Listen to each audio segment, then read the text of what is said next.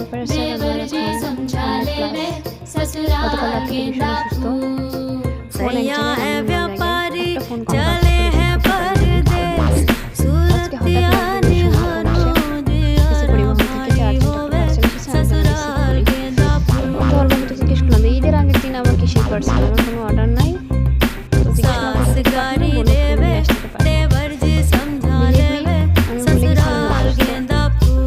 আমার রেস্ট দরকার, সব ভুলে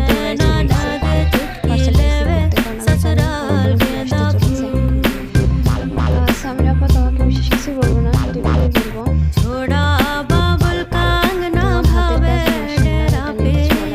আমাকে এইভাবে সারপ্রাইজ দেবা,